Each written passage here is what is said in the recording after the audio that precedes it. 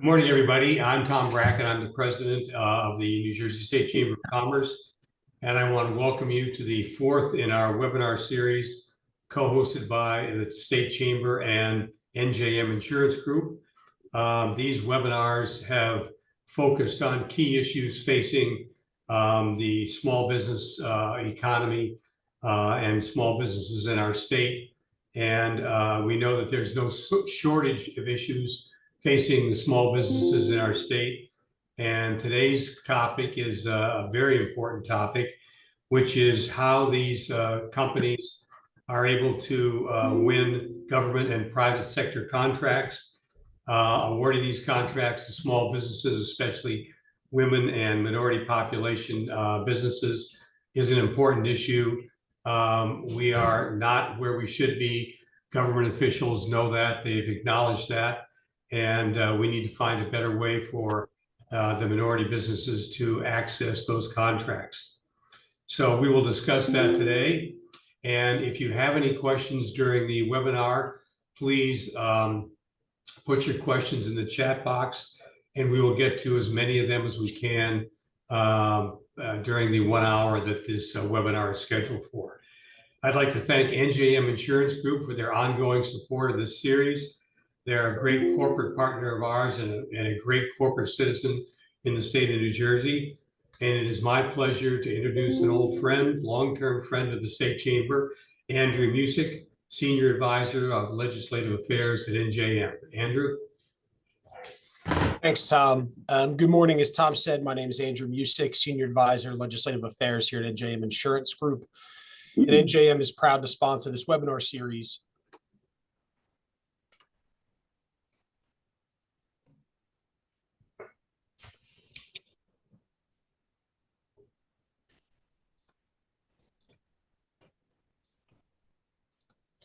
Sorry about that. I went to full screen by accident. NJM is proud to sponsor this webinar series spotlighting the issues facing small businesses in New Jersey. I want to thank the New Jersey Chamber of Commerce for the opportunity to briefly speak with you today. The New Jersey Chamber has been an essential voice for Garden State businesses for more than a century and a vocal advocate in the corridors of the Capitol and Trenton. NJM has been helping small businesses meet their insurance needs since 1913. We've been the largest writer of workers' compensation insurance in New Jersey for more than 70 years, and we're also a leading provider of commercial auto insurance. Actually, we wrote those two and only those two lines of business for the better part of a century. However, in recent years, we've added new products to better serve our current policyholders and potential new customers. We've expanded our footprint at the same time, and NJM is now a leading regional insurer, serving business customers in Connecticut, Delaware, Maryland, New York, Pennsylvania, and of course here in New Jersey. We offer the NJM Pro Edge Business Owners Policy, which combines protection for common property and liability risks designed for smaller businesses. We also provide the NJM Pro Pack Commercial Package Policy, which protects mid to large size businesses against property and liability risks. NJM business policyholders receive the highest levels of service, including access to our nationally recognized claim service and certified loss prevention specialists. The focus on safety, long an NJM hallmark, is to help business owners identify and correct workplace hazards before accidents occur. And if an injury should happen, our claims and medical services professionals work to mitigate losses and contain claims costs. We take pride in aligning the right coverages for our policyholders, providing an outstanding customer experience, and sharing profits in the forms of dividends. We want to help our policyholders grow and in turn to grow with them. If you're not an NJM business customer, I encourage you to visit njm.com to review our agent directory, to get a free quote, or to contact us with any questions. Thank you. At this time, I'd like to introduce this morning's speakers who will provide valuable perspectives on supplier diversity. David M. Daly is the president of Edison. He has over 38 years of experience in the energy sector and is known as a clean energy leader, strategic thinker, innovator, and change manager who combines deep energy industry knowledge and regulatory and public policy experience. He is also the retired president and COO of PSE&G. Wendy Lanski is the Director, Vendor Management and Operations at Horizon Blue Cross Blue Shield of New Jersey. She is responsible for ensuring vendor oversight and efficiency. Part of her duties include chairing the Supplier Diversity Council, which ensures that Horizon is working with robust and diverse talent here in the state of New Jersey. Thank you again for allowing me to speak with you this morning, and I'd like to turn the proceedings back over to Tom. Thank you, Andrew. And before we get started, I'd like to have both David and Wendy give a little bit of their background so that we can put today's webinar into a little more perspective. So, David, you want to kick it off? Sure, thanks, Tom, and good morning, everybody. It's a real pleasure to be here. I'm Dave Daly. As Andrew said, I'm an engineer by training, electrical engineer. I went to the New York Maritime College, part of the SUNY system. And after I graduated in the early 80s, I went to work with PSE&G and spent my career there. And PSE&G is a great company.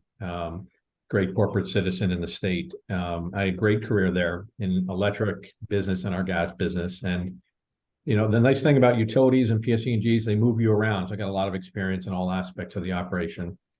The last 7 or 8 years or so, I was the president and chief operating officer of various units within PSE&G, culminating at the end, running all of their operations. And it was at that time, over that last I would say the last 8 or 10 years, when I became very focused on our supplier diversity program and how we could improve our metrics and work with small companies. And so that's where I really became involved. I can't say enough about the role that the state chamber and Tom and his team have played in helping me, the African American Chamber of Commerce of New Jersey under John Harmon, the Hispanic Chamber, and so on. But that's where I got involved. And then I retired in 2021 at the end of the year, and jumped to the other side of the coin from running a very large organization, joining a startup company called Edison. And we're in the business of putting in electric vehicle chargers because, as everyone knows, the part of clean energy and cleaning up the environment is electrifying transportation. So we're a small business. We have a single-digit number of employees full-time, and then we have maybe 15 or 20 part-time. So we have between 20 and 25 employees. So I'm now a small business owner, and approaching the market from that side of the coin, seeing what it's like on the other side. So I think one of the things I bring to this conversation is I've been on both sides. I'm also a board member of an amazing company that I got to know during my time at PSE&G, which is also a small Black-owned business called Millhouse Engineering. And I've worked quite a bit with them, and I'm a board member there now to help them grow. And then lastly, I do have a very strong passion for workforce development and bringing the opportunities of clean energy into diverse communities. I live in Keyport, New Jersey, in Monmouth County, and I have 3 grown kids and 3 grandkids and one more grandchild on the way. And I'm just real happy to be part of this conversation. Hopefully we can have some good back and forth. So thank you, Tom. Thank you, Dave. Wendy? Good morning, everyone. I wanted to first extend my gratitude to the Chamber for asking me to be part of this discussion today, to our moderators, to Dave for being a part of this panel, and to everyone here for taking your time out of your busy schedules. We're here because this is a passion for all of us. Again, I'm Wendy Lanski. I work for Horizon Blue Cross Blue Shield of New Jersey. I've been in the company for about 9 years, in this role for about 2.5. And my passion in this role is really making sure that diversity suppliers have a seat at the table.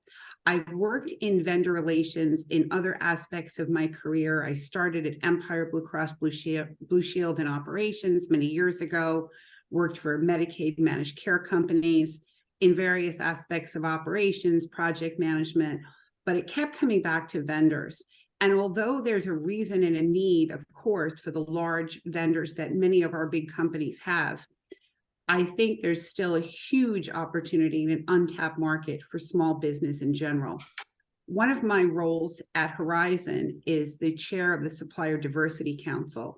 And I know as we get into the discussion, we'll talk more about how large companies and small companies do have goals to make sure we have diverse suppliers in our network, but it goes much past the check the box and make sure they're there. It's really the value proposition. Another passion of mine is we do have, as many large companies do, ERG groups or affinity groups, and I am the president and proud ally of our LGBTQ affinity group as well. So looking forward to the discussion, and I'll turn it back to you, Tom. Thank you, Wendy and Dave. So let me just frame this conversation today. A bunch of years ago, John Harmon and I, John runs the African American Chamber, took on the initiative of trying to elevate the DE&I initiative in the state of New Jersey. And over the last bunch of years, I think the one thing that has come to the forefront in that initiative has been the economic benefits of enabling diverse suppliers to get more engaged with both public and private companies, because not only are those companies capable of providing the work, it does expand the opportunity to the minority community, which helps the state dramatically, both culturally and economically.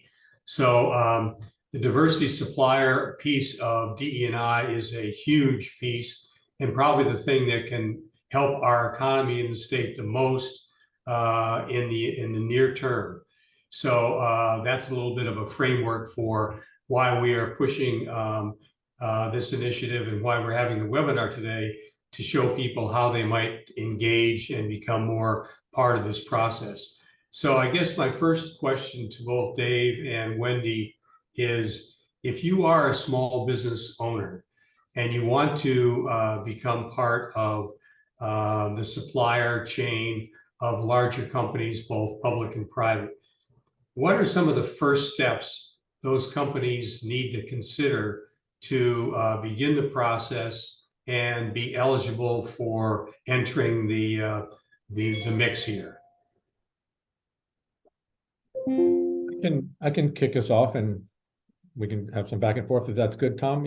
Perfect. Yeah. One thing, I think we'll get into a lot of the specifics. If I step back for 1 second, and I think about the stakeholders in the companies, for example, that are a part of this process and part of its success, I can think of at least three. One is the executive group at the top. And what are they concerned about? They want to move the numbers. They're very committed. If you look at the statements from almost any medium or large company, they're very committed. And what their maybe commitments to shareholders, they want to move those numbers. And so they're one. The second is the procurement group within a company. And most companies, not all, but most of them now have carved out a section within procurement that is focused on supplier diversity. And that procurement group, and again, I'm generalizing a little bit, but what are they focused on? One of the things is they're the group that dots all the I's and crosses all the T's. They kind of they have a gate that you got to get through to make sure all your paperwork is done correctly, that you're certified, that you're registered, et cetera. They're very interested in the process. They want to get you on the list. And so in many ways, they are incented by and are measured by the number, how much supplier diversity there is. They're also very much measured by getting you on the list, getting you through all these doors you got to get through. And then the third group is where the real buyers are. And that's out generally out into the distributed operations of the company. And that's where the customer is saying, I need this product or service. And they're going back to procurement to get these people that are on the list. And that third group, who really is focused on making the decision, what are they focused on? They're more focused on time and on budget for their project. They're generally not as incented and focused on moving the numbers like the first two groups are. And so to your question, Tom, around what are the first things you can do, and I'll stop before getting into some of the specifics, but as you prepare to approach these companies, what you think about and how you approach it, whether you're talking about the first group up at the top, the procurement group in the middle, and the actual buyers on the bottom, they all have different incentives themselves. And as you prepare, thinking about who your audience is among those three is really important. And I'll stop and let Wendy chime in before we get into some of the specifics about those. But that's just kind of like a step back view of understanding who you're talking to at a company. Hey, Wendy? I agree with everything that Dave is saying. And the other piece is, an endorsement for the chambers. So there's, in New Jersey, there's the New Jersey Chamber of Commerce, but there's also many other chambers of commerce. Tom mentioned the African American Chamber. There's a Hispanic Chamber, Veterans, Pride LGBTQ, Punjabi, and it goes on and on and on. And you don't have to network with those chambers only if you're a member of those populations. And why it makes such a difference, the networking aspect, is people in procurement, people in vendor management, people in leadership positions are bombarded with people trying to sell us stuff. And it could be great stuff, but a lot of it just gets filtered out and we don't see all of the good. But if you come to us through an endorsement from a chamber, or we meet you at a chamber function, that makes a difference, because now there's a name and a face and a human interaction. And maybe someone from the chamber is saying, hey, I have experience. That business is pre-vetted. Because when someone comes to us brand new, we all have to go through our due diligence processes. I'm in the health insurance company, so we have to make sure, there's HIPAA rules, there's security, there's privacy, there's all kinds of things that someone must go through. In addition to all of the points that Dave made, you have to be certified. The other piece that I wanted to just bring up is, don't be limited if you're selling something that maybe you don't think fits into a specific business model. And I'll give you an example. I'm at events where people are selling great products that may have nothing to do with health insurance. Maybe they're selling, clothing. Maybe they're selling, different types of supplies or goods that I don't need today. But I know a lot of people. So I might be able to do a handoff and say, hey, let me introduce you to my friend Dave in the energy space. He may need this. Let me introduce you to my friend at Panasonic who may need this. So don't discount a person because you think that maybe they don't fit in your business model. Yeah, and just one add on to that, Tom, if I could. Yeah, sure. That process that Wendy just described around working through a chamber, for example, I mentioned this company, this amazing company, Millhouse Engineering, and it was just through that process where John Harmon at the African American Chamber brought around 10 to 12 companies into his offices. Myself, as president of PSE&G, and my procurement team went down, and so there were 10 companies sitting around a conference table that had been vetted by the chamber as demonstrating they were vetted, as Wendy just said, and each one of them did 10 minutes of very quick going around, but it took several hours. We took a morning, and each one did 10 minutes around, and it was everything from HR companies to IT companies to construction companies to paper supply companies, etc. And that was the introduction.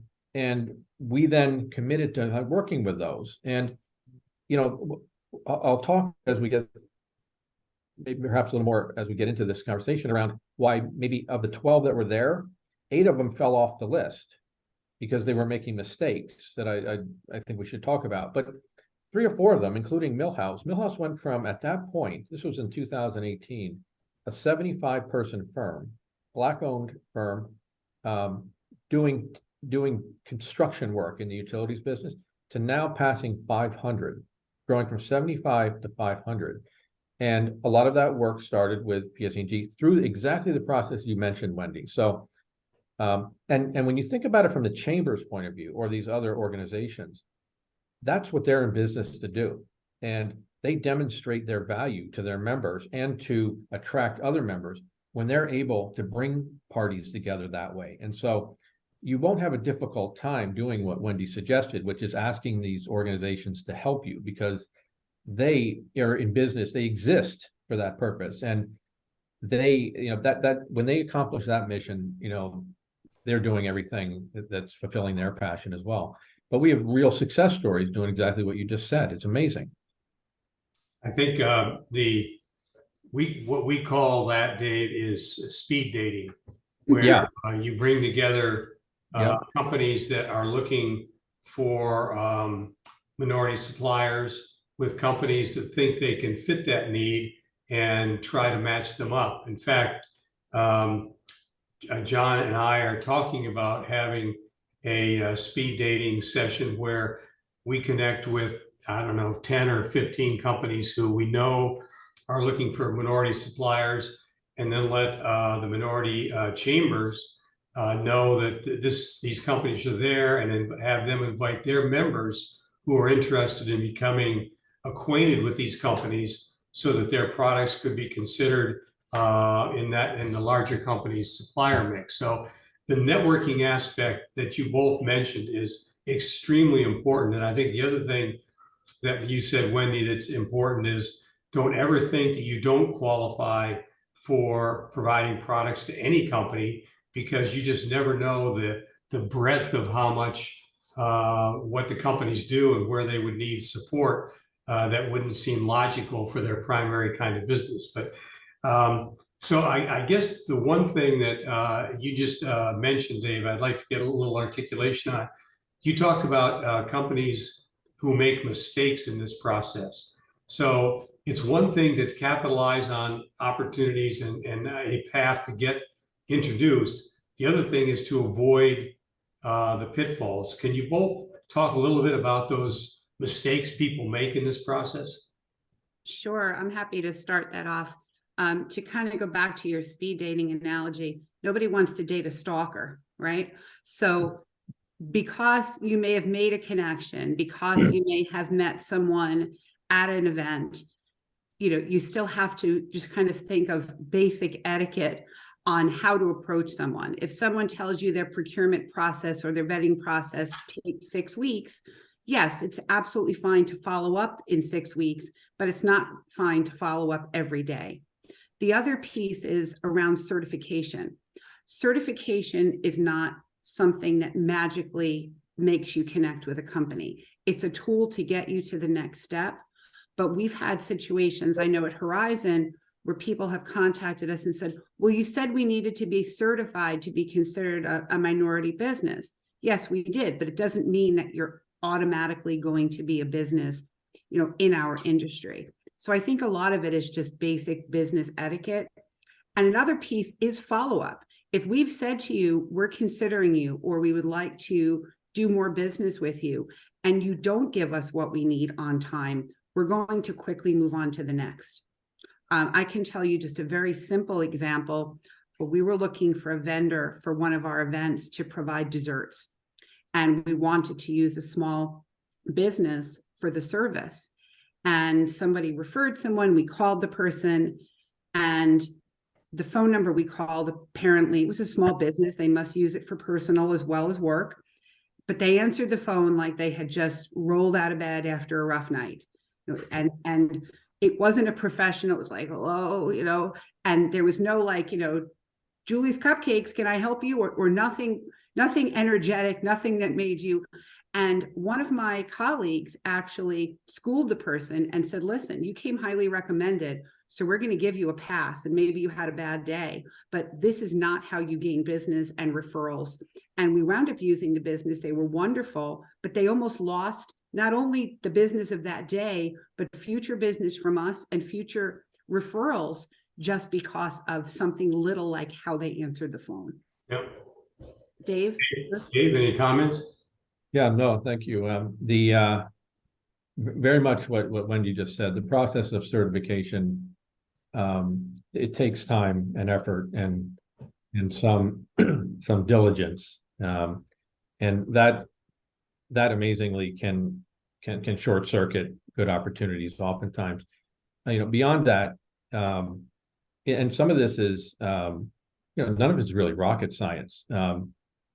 Just a couple of thoughts. One is a business stepping back and just taking a minute to say, am I clear around where my strengths and weaknesses are, who my competition is? So not a full scale business plan, but we call it a mini plan where you just have some clarity around where you bring value, what products and services you're bringing, and particularly that you have an idea of pricing and what is competitive, who your competitors are and what competitive pricing is.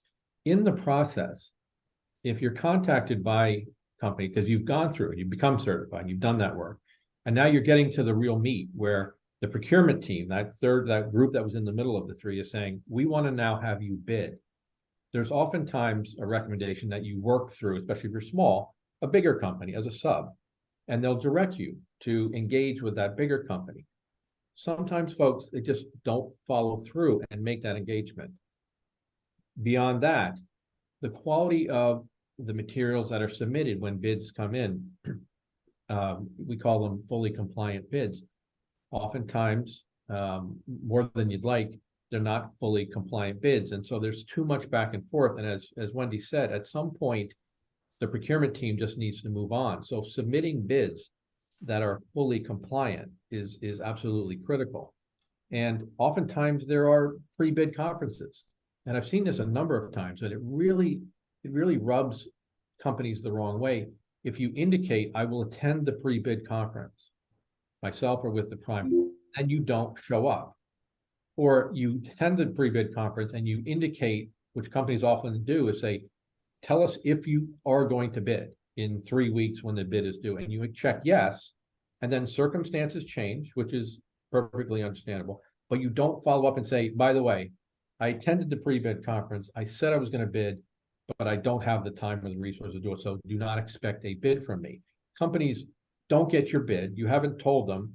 They then are trying to work with you. They're calling you saying, I'll hold it open maybe for another day. And then they find out you just decided you weren't going to bid. And so it's kind of like this basic communication of following the rule. Once you've been certified, following the rules, putting something in that fills in all the blanks that have been asked for.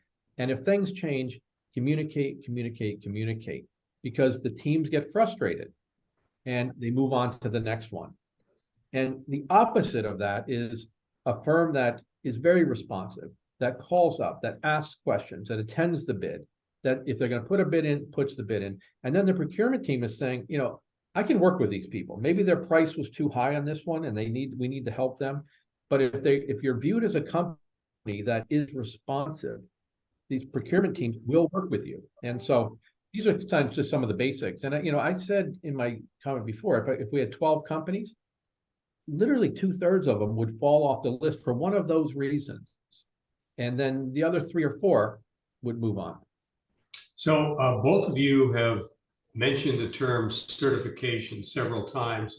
And just as luck would have it, just before we went on the air today, I saw an email from the African American Chamber about a program that PSE&G has, which is a small business certification and readiness training program, where they allow companies who want to become certified and become ready to be part of this diverse supplier program to get training. So would you both give me some definition of what certification means? Sure, I'll start off. Is that a stumper or, I'm sorry? Just on a basic level, it first goes back to what does it mean to be a diverse supplier or a minority business? Sometimes people approach companies and say, I'm a woman, I work at a company. That doesn't make you a woman-owned business. There's first, the qualifiers. It has to be 51%. There's different qualifications that, anyone can kind of Google and see. But then the certification process is the process that you go through within the state of New Jersey to get the actual credentials that you are a diverse supplier.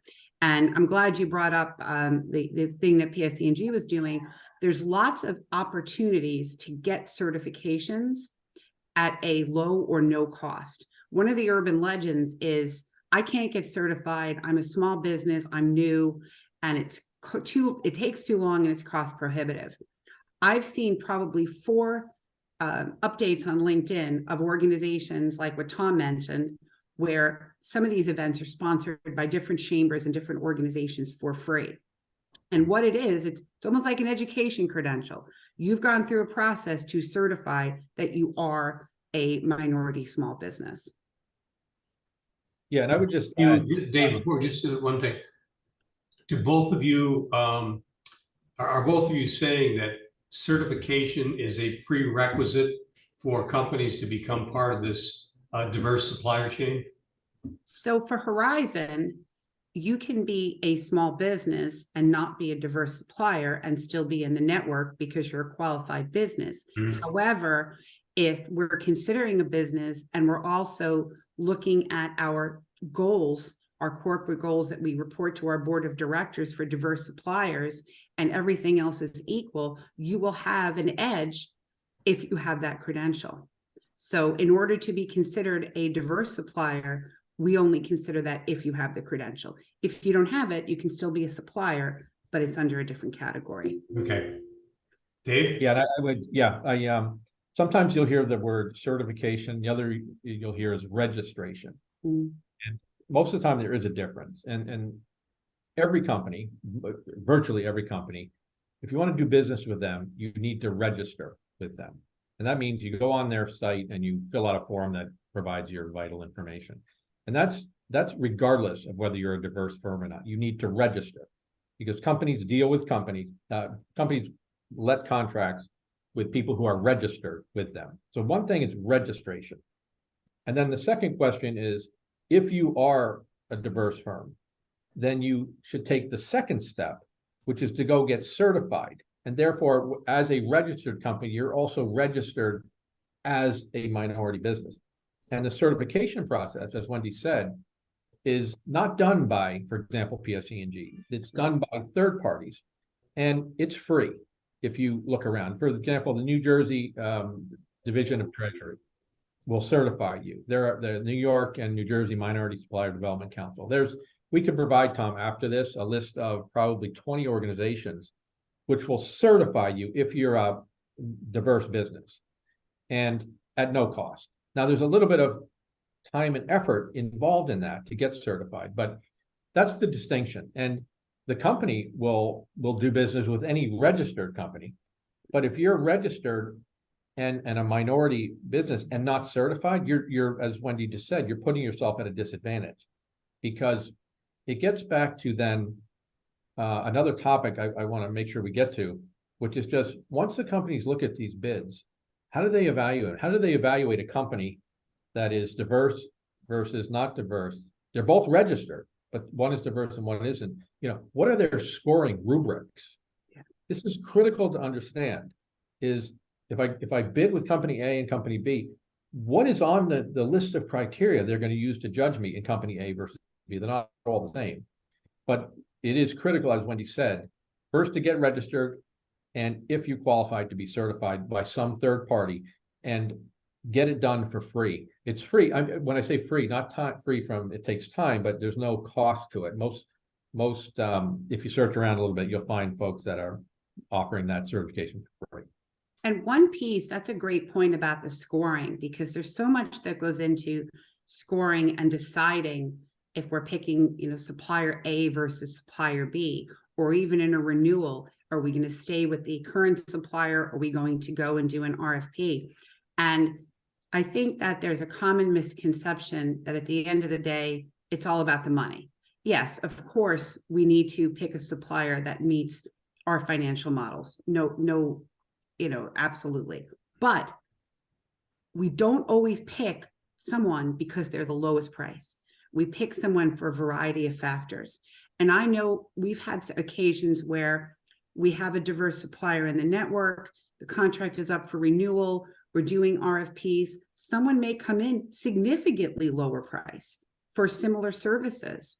But then we look at what is our mission. At Horizon, we have something called the Pledge, which ties back to our commitment to the communities we serve and to diversity.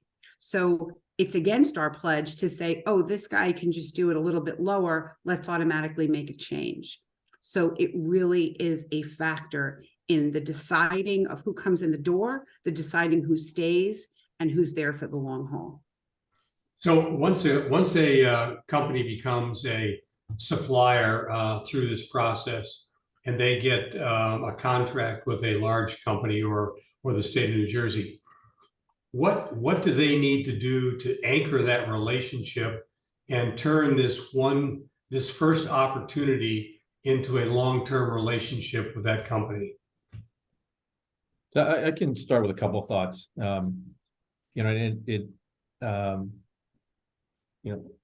if you think about what's important to the companies in the supply chain area, there is this understanding. I would always recommend that any supplier ask the company for the scoring criteria, and sometimes the company might say, don't worry about we only use this criteria on the big primes, and so it doesn't really apply to you. Ask for it anyway, because as Wendy said, you'll find in there that they score on price, they score on your skills and relevant experience, they score on your specific solution here. But there's also this other list that's either in the scoring or more qualitative around factors like, are you a local business?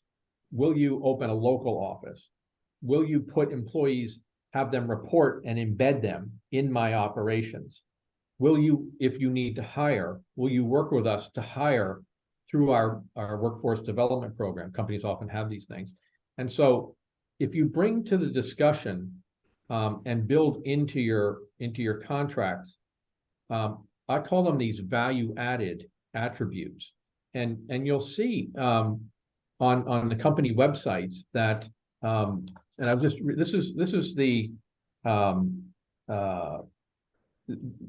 policy of PSE&G, that they say they provide higher scoring if somebody offers these value-added services. So and those value-added services, like I was saying, being local, hiring from the local community. So Tom, to your question, if you're a company that simply responds and says, okay, you asked me for this product or service, I deliver this product or service, that's one company. But what you can do to strengthen your position is to understand where the company's values are, and they're particularly in things like local presence, hiring from the local community, sourcing materials from, on these large construction projects, for example, if a company commits to buying some of the small nuts and bolts, not the big, huge pieces, but from the local hardware store, if they'll commit that when they're on their lunch break, they will go to the local delicatessens in these areas where the project is being executed, oftentimes in these urban disadvantaged communities. If they commit to bringing these other tangible economic value to the project, like I just described, that will clearly differentiate them. That will put them in the eyes of the company as someone who is really aligned with what I'm trying to do. I'm trying to bring economic value to these disadvantaged communities. You're not just doing the project there. You're buying from the deli, you're buying from the hardware store, you're recruiting from recommendations from the local pastors. Putting all these things on the table, even if they don't take you up on it, it's just like, wow, this firm is truly aligned with my values and what I'm trying to accomplish, and they'll work with you. So I think what you're saying, Dave, which makes a lot of sense, is if you get a contract, just don't focus on the product you're giving that company, but focus on the culture of the company that you're dealing with and try to complement that culture, because that would help anchor a longer term relationship. So Wendy, do you have a perspective on that? Absolutely. You know, we have at Horizon, we have a branch of our company called the Horizon Foundation, which is our arm of community relations and social responsibility and partnering with local businesses. We do a lot specifically in Newark and throughout New Jersey. And if we know that we're partnering with a company that has a similar mission, even if they can't do it on a grand scale because they're small, they feed into the mission that we have. And especially if we've just chosen the small company, don't rest there. You know, one of the pieces of advice I can give is, you know, it's like if you get a job, you know, you've won the job interview, they've chosen you, but you can't just say, okay, I have it, now I can rest. What are you doing to continuously be the best of what you can be? What homework are you doing? one thing that always impresses us with small businesses is when they know about what Horizon's doing in the community. They do their homework, they Google, they say, oh, we saw that you sponsored the concert series at NJ PAC.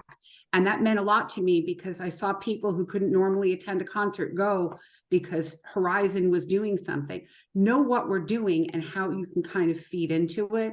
And then again, like we talked about earlier, that constant follow-up. Come to different activities, come to different networking.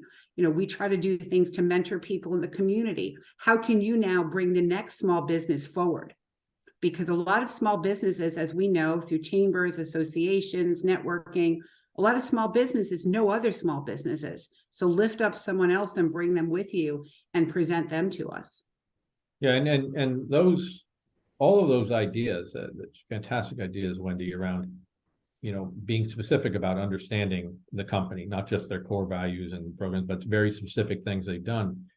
All of these things apply to a small business that's not diverse, who's trying to get in, because we a lot of our comments here have been talking about diverse small business, but all small businesses are face these challenges. And the aspects of what we're saying where you bring to the table, not just delivering the project, as you said, Tom, but these extra value attributes for a company that's not diverse will differentiate you as well. So a question I think that needs to be addressed here is that a lot of the diverse supplier initiative was generated by an enhanced focus on DE&I initiatives countrywide, statewide, and with many of the larger companies. The Supreme Court's recent affirmative action ruling was a huge curveball thrown at DE&I and many aspects of that. Do you see larger companies continuing to provide their diverse supplier focus in light of what the Supreme Court ruled on affirmative action? So, Tom, I have asked several of large companies that I work with that very question, and I think, and I'm curious Wendy's perspective on it as well. The jury's out, no pun intended. I guess there's the answer. What I've gotten back is that there's an evaluation of what it could mean, what it will do. I don't see any changes happening right now. I think the larger companies that I've talked to that have very aggressively, have very innovative and forward-looking programs aren't changing them right now, and they're kind of like standing by, monitoring, and I think it's going to be a little bit of time before you saw any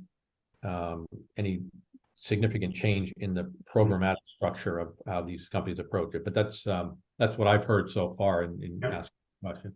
Same. And, I'm trying to, wrestle my work opinion and my personal opinion into one politically correct opinion here. So, I can to do, Wendy.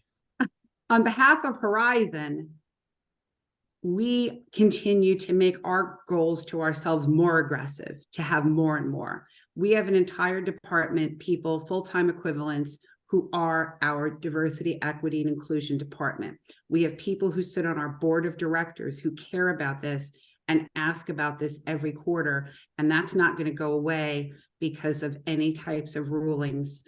What is sad and what we look at, of course, is the landscape across the country and what's happening, because we can't have our head in the sand and say, well, we're good here in New Jersey, so everything's great, because that's not how it works.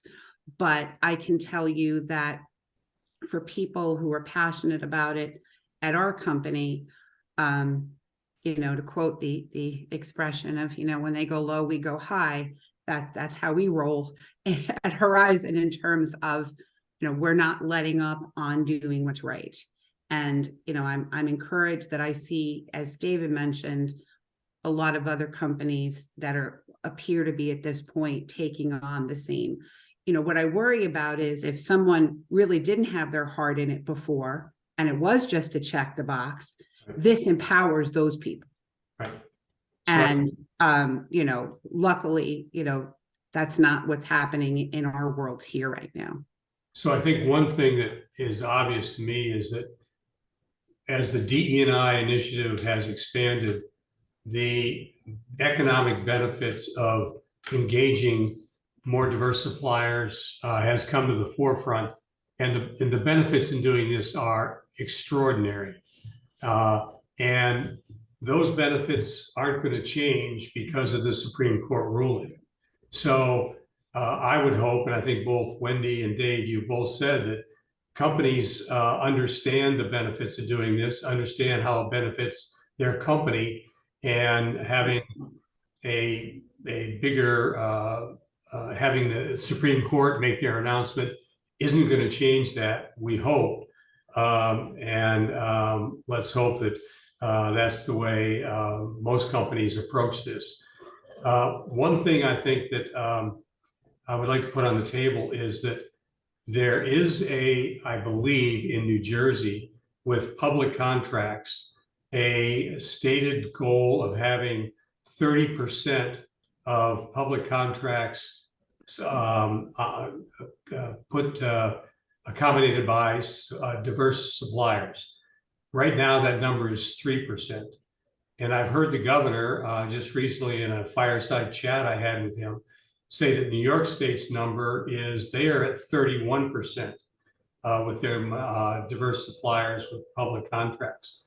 So do companies have the same numerical quotas that the state has regarding their goals for diverse suppliers? Well, I can say Horizon has a goal, and we look at spending as tier 1 and tier 2 spending, as most companies do. Others also do tier 2 indirect. We do not. So we have a goal for tier 1 direct spend of 15% goal as a baseline, with the goal of exceeding that. And that does not include the spend that we have for tier 2, which is also significant. So my understanding, and it's odd when you research, you know, what is everyone doing in New Jersey, you get very different numbers for different businesses. So I've heard that we're higher than most, but there's always more to do. Yeah, and I agree with that. The targets are out there. Generally, I think industry is much higher than the 3%. They're not much higher than 30% generally, but just a couple of thoughts there. You know, tier 1, tier 2, tier 1 being you're the prime contractor, tier 2 meaning you're a subcontractor to a prime. I don't understand why you would ever count. I know we report it both ways, but to me, the most important metric is tier 1 plus tier 2. Because if you're putting a diverse supplier to work as a sub, who cares? You're putting them to work, and you're allowing them to grow and mature. Millhouse Engineering started as a tier 2, and by doing more and more and more and bigger and bigger and bigger, they're now a tier 1. So the important metric is tier 1 plus tier 2, which is to say, it doesn't matter. And those goals are out there. There's extensive studies that show if you put a supplier diversity program in place, you will immediately and significantly start to move the numbers. And so there's no question that these programs work and they move the numbers and they improve. It's a win-win situation all the way around. So I think it's a matter of putting them in place. You know, there's also studies that show that, you know, for companies, 88%, for example, of companies report that they have a great amount of difficulty finding suppliers for the in certain specific products and services that they're out there buying. And number one. Secondly, they also report, almost 70% of the companies report that it's difficult to find professionals that are skilled in diverse procurement. You know, people like Wendy and her team. That's a rare commodity. Most procurement people have come up through procurement. They're not skilled in the diversity aspects of procurement. So sometimes you're dealing with people at these companies who aren't experts in the field that we're talking about here. So these challenges exist, but it should be tier 1 plus tier 2 because that's what matters. And you put the programs in place, you will move the numbers. And I think that's the path we're on, and it will continue to be a good win-win. It's just a matter of sticking to it and diligence. And if you're at 3%, there's clearly a way to move that number very significantly to get it going. And it will move. And there's also challenges in reporting, and I know we don't have time to go through all that, but you know, different companies report things differently. So sometimes you're comparing, you know, apples and oranges or apples and pineapples and some. So it really is making sure that you're comparing the right numbers. And to what you said, Dave, you know, some people are not breaking out tier 1 and tier 2. Some are counting it, some aren't. So we really need to, it would be great if as a state we could come up with one formalized metric for knowing that. Yeah. I don't want either of you to breach any confidentiality, but I do know that both Dave, your former employer, PSE&G, and Wendy with Horizon, you both mentioned reporting diversity supplier numbers to your board. Can you tell me what that report looks like when you report to the board, and how the board views those reports? Sure. Ours are, you know, it's fairly simple. Sometimes we get different asks, but normally they want to see like the top 10 diverse suppliers by revenue. Sometimes there's requests to see what are we doing super locally. So what percentage is Newark based? We've had those conversations. You know, where are we comparatively, you know, quarter by quarter, 1 year to the next? What are the reasons? What are the differences? And they do ask if there is a dip, you know, if we just replaced a supplier who, let's say, is represents 4% of our spend with a non-diverse supplier, we better explain how, why, and why we didn't replace them with another diverse supplier. So that's just, you know, some of the flavor, if that helps. Yeah, and I'd say similarly, there's a range of metrics, as Wendy said, focus on New Jersey, diverse spend versus all diverse spend, because diverse spend coming from the Midwest is not quite as good as diverse spend coming from a New Jersey company. Sometimes there's initiatives like the Newark initiatives and Camden and Trenton focus there. I'd say they're relatively standard, you know, the metrics, because at the end of the day, you have a big spend in total, and it's what percentage, and you slice it a couple different ways. And I think the important thing is the target a target that's really representing a step change? And so are we being aspirational, number one? And are we trending in the right direction? When you said if there's a dip, sometimes it can be a dip, but I think what the board is looking for is the target itself, and the commitment, and that there's a steady, continuous improvement to get there. And that's what those discussions are really all about. Exactly. It's very important for my organization to make sure that the diverse suppliers numbers continue to grow, but it's also important that those diverse suppliers who are awarded contracts are New Jersey companies, to keep the local economy growing and keep it within the state of New Jersey. Does either, again, your former employer, Dave, or Horizon, Wendy, do they give preference to New Jersey diverse suppliers over out-of-state suppliers? Yes, as long as it makes business sense. So if all things being equal, we'd love to do business with a New Jersey diverse supplier if the New Jersey diverse supplier exists for the need that we're trying to fill. Okay. Yeah, and I'd say the same. And we use that, Wendy mentioned at the beginning around, some people think it's all about price. I think the phrase we use is value. And value is a function of price, of skills, previous experience. Are you local versus not local? Will you bring workforce diversity? Will you engage with the local? All of those things contribute to an assessment, a judgment around value. And to the extent you bring to that mix a New Jersey-based company, that's bringing more value, all things equal, than someone who's not diverse. But and so it's kind of thought about that way. So we have 2 minutes left. So from each of you, I would like to have one final comment to answer this question. What is the single most important piece of advice you can give a potential diverse supplier as they approach trying to become part of the supplier chain to larger companies. Dave, you want to kick that one off? Sure. Avail yourself of tremendous resources that are out there. We've talked about them, the Small Business Administration, the individual companies. There's training, there's programs, there's fees that get waived. So there's a wealth of resources that are out there. Avail yourself of those, number one. Don't get discouraged, number two. It can be a little bit of a process, but stay focused, follow the rules, and work with the companies. Don't get discouraged.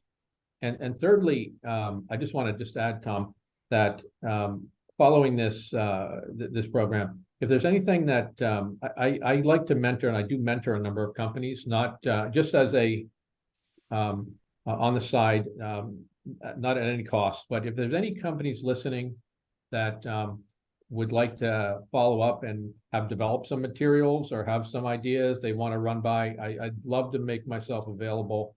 I like helping companies, again, just as a because it's a passion of mine, and I'm assuming you'll be able to get contact information out. I always say if a company takes the effort to develop something, I'd be happy to help and offer any advice that might help them. But I really appreciate the time here, Tom, and I wish everybody who's listening, the best of luck. We're on the right path. Wendy? I couldn't say it any better than what Dave just said. And I swear we didn't rehearse this, but yeah, network. Don't give up. It's hard to knock on doors. It's hard to cold call. It's hard to try to keep proving yourself and selling yourself. It's not easy, but it pays off. And there's many, many success stories of businesses that we all deal with that never thought they would deal with us and are, because they're offering a great service. They're great value. We have these goals and we want people in our networks. And, anything I can do for you, find us on LinkedIn, or I'm sure Tom can share our contact information, but, keep up the good fight, because you're worth it. And, Tom made a great point earlier that people have seen the value because of some of the mandates and things that are out there. So, there might be companies that are choosing small, diverse businesses because they had to in the beginning, but now they're doing it because they want to, because all of you have proven the value of what you do. Yep, it works. Thank you so much. Well, this is an important issue. We could talk about this forever, but I think we have whet the appetite, hopefully, of many people who are potential suppliers, and hopefully today's session will encourage them to try to become part of the new supplier chain for diverse businesses. It would help them, it would help the state, it would help the company asking for that supplier diversity. So we really appreciate the comments both of you gave us. We are going to continue as an organization to fight for this initiative, especially with the work we're doing with the African American Chamber. And I think the issue of speed dating is something we will definitely be pursuing, because we know it works. We've seen it work, and it's something that makes a lot of sense to give people an opportunity to network with some of these larger companies. So the benefits of doing this are tremendous, and we encourage everybody to, if you have a good company and you're proud of your company, just find a way to get in the door, and regardless of what the product is you have, because large companies have a lot of needs that maybe are not obvious by looking at their primary mission. So again, I want to thank Dave and Wendy for great commentary today. I want to thank the New Jersey Manufacturing Insurance Group for their ongoing support of these webinars. Our next webinar for the small business community is on October the 25th, where we will be talking about another very significant issue today, which is the return to the office dilemma that many companies are focusing on today. So thank you all for attending. We appreciate it, and have a great day. Thank you, everybody. Thank you.